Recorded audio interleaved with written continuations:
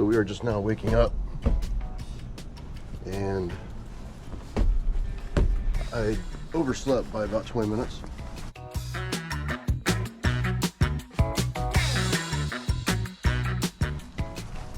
I'm hoping that there's no traffic on the road so I can eat up some of that time that I missed.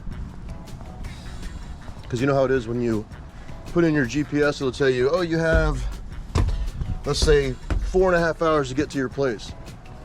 And then as you're traveling, you're doing so well, you notice you only have 4:20, then 4:15, so you're eating up time. So that is my goal, is to eat up some time. So shame on me for waking up a little bit late. But honestly, look where I'm at. It's so quiet. I think that might have been the problem. Then I had weird dreams. All right, so we're straight. Let's get out of here. And I did not litter, by the way. It's not my trash on the ground. All right, so we're off. We're gonna leave our groovy spot. Had a great time. Thank you so much for letting me stay here. Ay, ay, ay. Let's roll. Let's roll with it.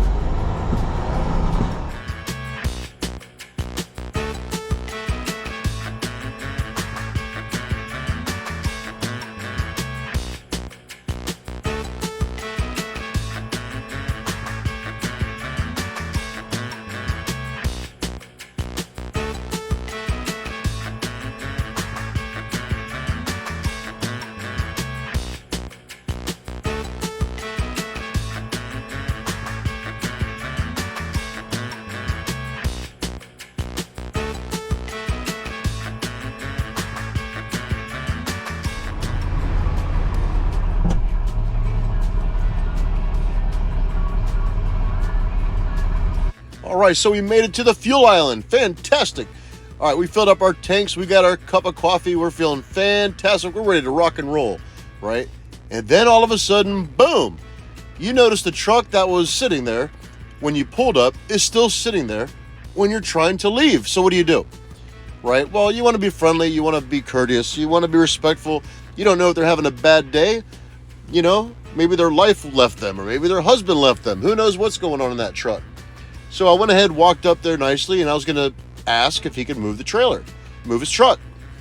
Well, he wasn't there. So, of course, the next thing you do is you go inside and you ask politely to page the operator of this tractor trailer so he can move.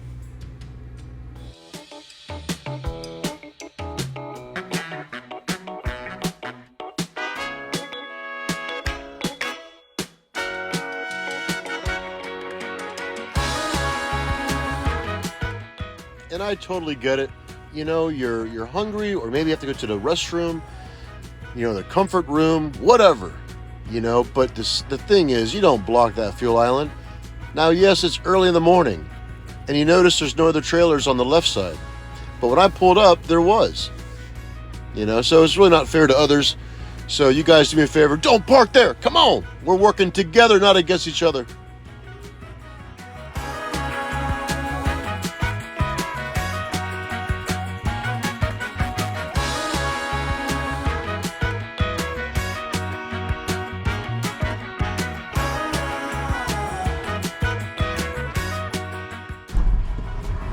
Went inside there, told the guy, the manager, supposedly he's going to announce it to the world so he can move his truck.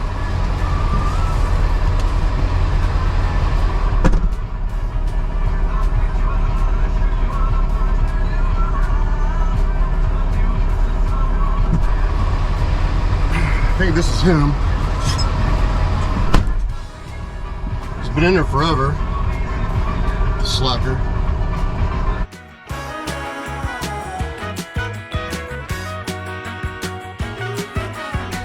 This time in the morning, you know, he's gonna sit there and block the fuel island. That's one thing, you guys, even new drivers that are out there, man, don't block the fuel island. You know, because when I rolled up, he was already sitting there on the spot where you're supposed to go when you're not fueling, right? Well, I took maybe 10 minutes. I'll come back, he's still sitting there. So he's been there probably for about 20 minutes. There's no reason for that.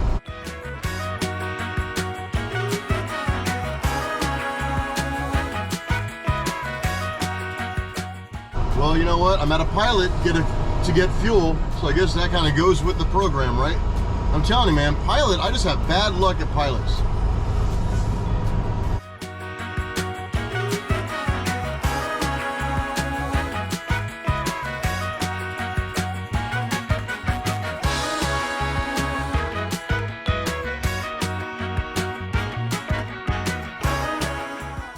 Now we gotta really push it to make it on time.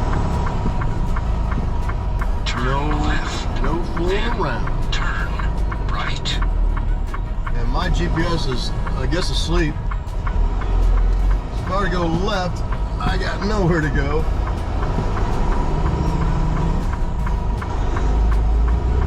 He'll wake up in a minute.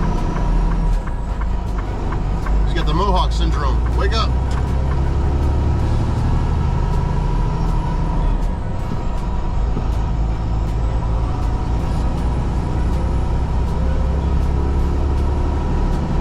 Mohawk's going southbound.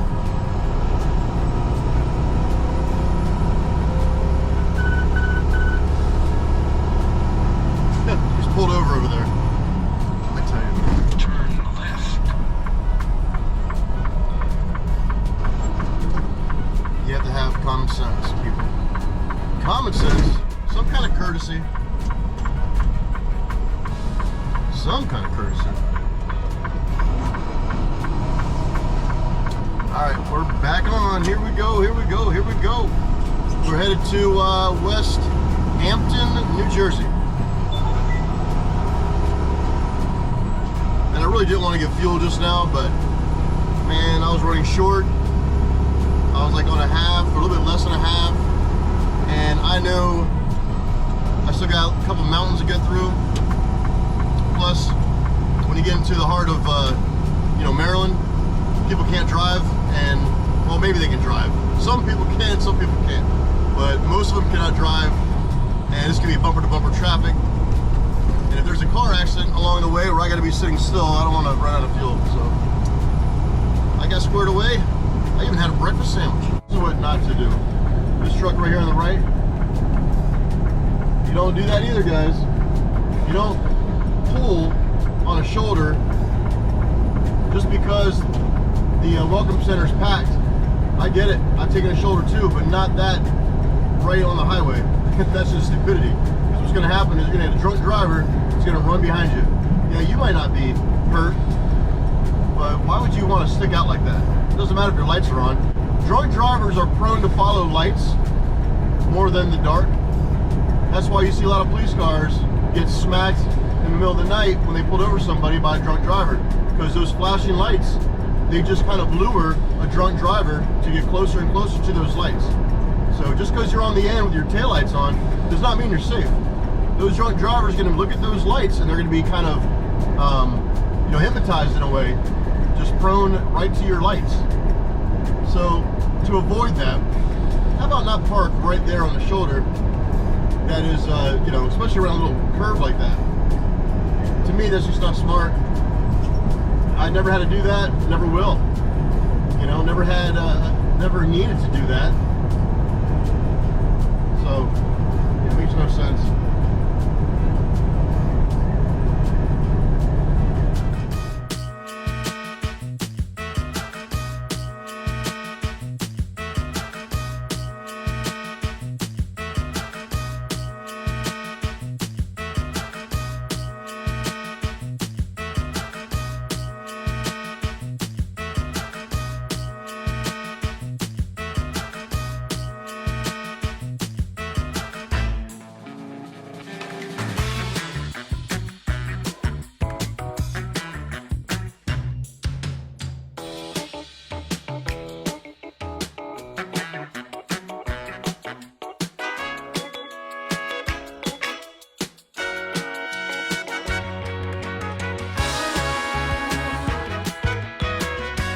Made it to our destination, looking for Dock 54. I'm at my favorite place in the world, Dunkin' Donuts. I guess we're getting all this Pepsi. Dog 54. This is 100 area. I made it on time, and I was running behind too. I hit really good traffic when I got in here, thank goodness, because I thought I was going to be late, and that's not good. 54 is right there, and of course my jockey guy's in my way. I'm going to do a U-turn, and I'm going to have to move him.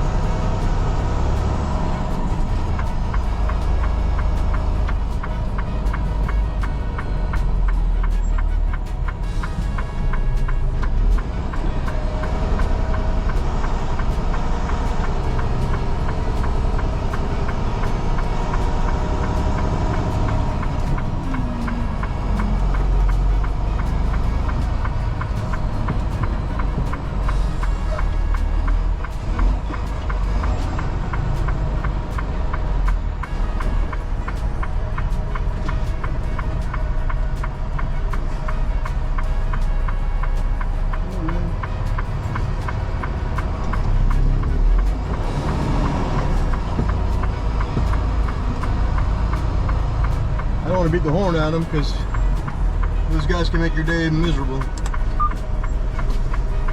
But we got our dog.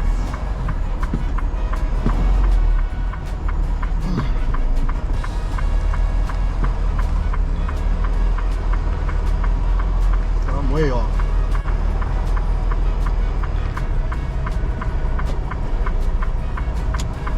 Way off. That's okay, we'll have to adjust.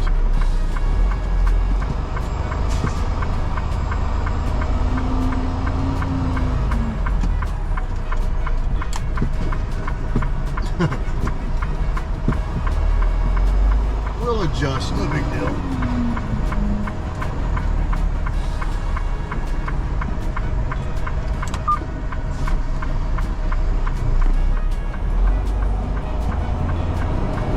Sometimes what you just gotta do. You gotta adjust.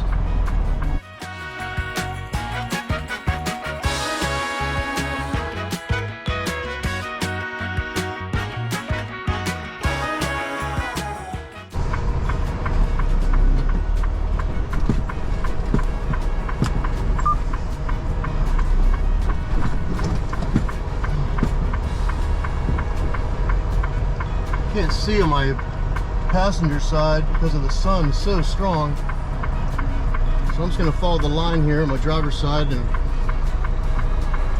hope that I'm in. Let's go look.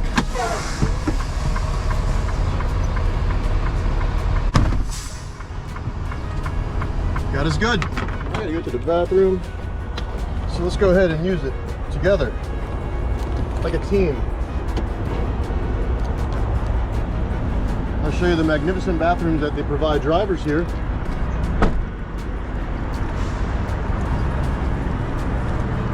Let's not get smacked by that van.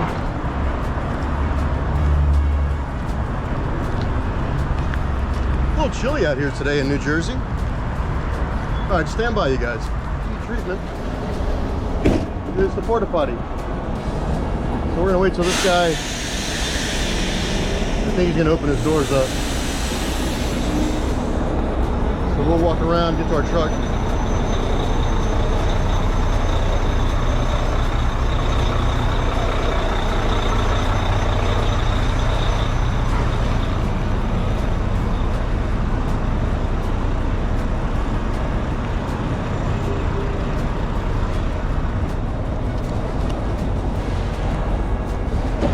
We're here at Dunkin' Donuts. I wish they provided free donuts while we wait to get unloaded. Or free coffee, that would be fantastic. All right, hey, those of you that just joined Variant, congratulations.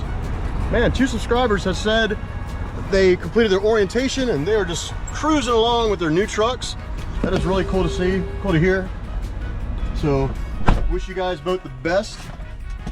And don't forget to say hello to me if you see me on the highway, or if you see me at the truck stops, just say, hey bud. And then we'll give each other a handshake and get to know each other a little bit. All right, so I am pretty much gonna sit here and relax. And that's really it. All right, I'm gonna eat some pickled sunflower seeds maybe, I don't know. But I definitely gotta change batteries on this GoPro because it is dying out. And those of you who have a GoPro, how long does your battery last?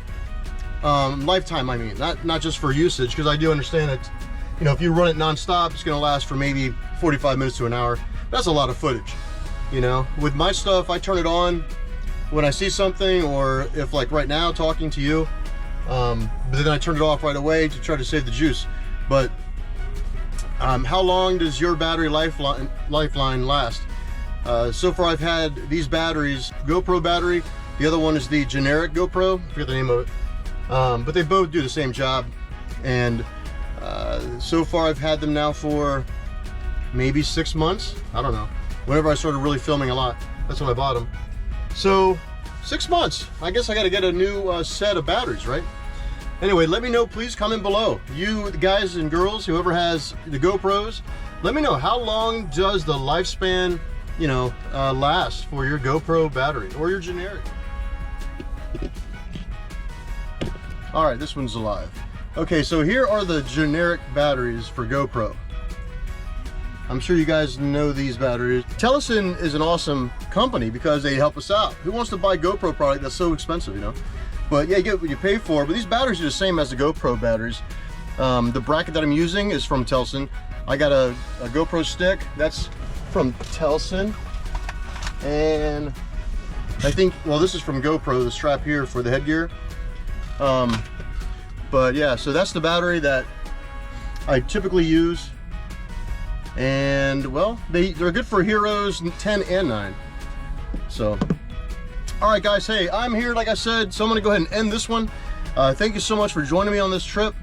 And after I leave here, I'm gonna clip you to my belt again, and until we get to the next place, which is, let's see, where are we going after this?